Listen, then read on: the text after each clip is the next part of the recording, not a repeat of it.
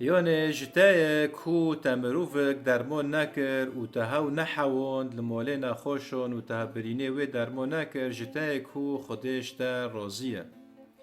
که من خشکا من زانب کو تا گناهک مازن کر ده حقی خدا و ده حقی خدا دا جبر کو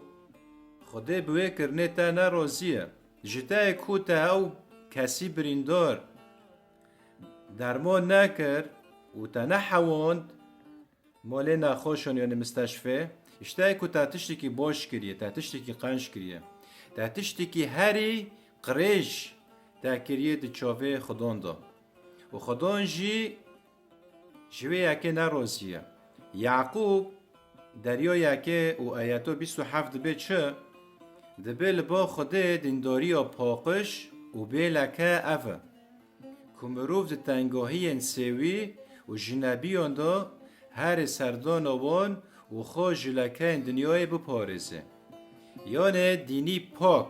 دینی پاکش لبا خوده و ای خوده جی پی رازی دبه چیه؟ ده هر سردانا سیویان جنبیان کسی هجار کسی بریندار کسی حوجدار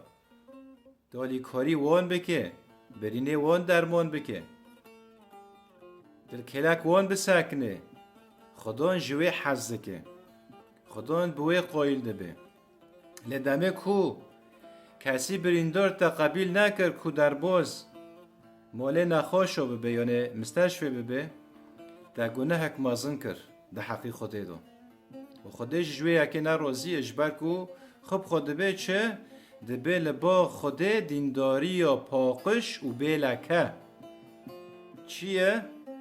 کمروف ده تنگاهی انسیوی و جنبیان دو هر که سردان آوان و جخوا جلکه دنیای بپارزه جنبی اشته دمت آلیکاری کسی پریشان بکه مروفی بریندار درمان بکه دل کلک انسانی مروفی حوجدار بسکنه او دینی پاک باقش ده چاوه خوده دا